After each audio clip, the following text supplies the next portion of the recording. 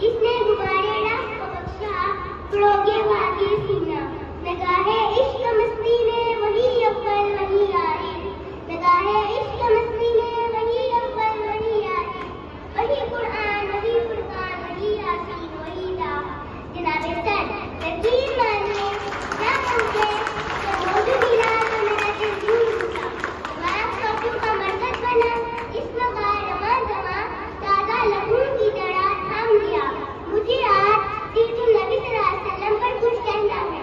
میں اس بات کی جستجو اور دعوت گفتگو دونوں کے لیے آپ کی شکر گزار ہوں۔ کہوں تو کیسے کہوں باتیں کمال کی، کہوں تو کیسے کہوں باتیں کمال کی، حد ہے کہ حد نہیں آپ کے حسن و جمال کی۔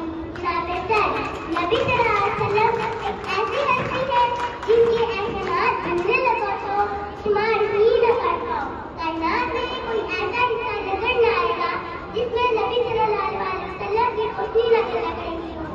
جناب سر جب میں سیرت النبی صلی اللہ علیہ وسلم کا ذکر کرتی ہوں تو مجھے طائف کی وادی میں پتھر کھانے والے رحمت للعالمین دعا دیتے نظر آتے ہیں۔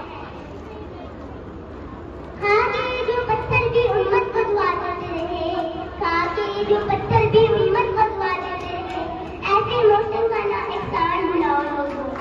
جب میں سیرت النبی صلی اللہ علیہ وسلم کے موضوع پر بولنے لگتی ہوں تو مجھے مکہ میں عام معافی کا اعلان کرنے والے رحمت للعالمین نظر آتے ہیں۔ جب میں سیرت النبی صلی اللہ علیہ وسلم پر بات کرنے لگتی ہوں تو مجھے حضرت بی بی آمنہ کے لال پھول اور پیاز برداشت کرتے نظر آتے ہیں۔ جناب سر حضرت محمد صلی اللہ علیہ وسلم اللہ کے داعیے نمونہ تھے، آپ صلی اللہ علیہ وسلم رحمت للعالمین تھے، آپ صلی اللہ علیہ وسلم معلم تھے، آپ صلی اللہ علیہ وسلم قرآن کی عمدی تفسیر تھے۔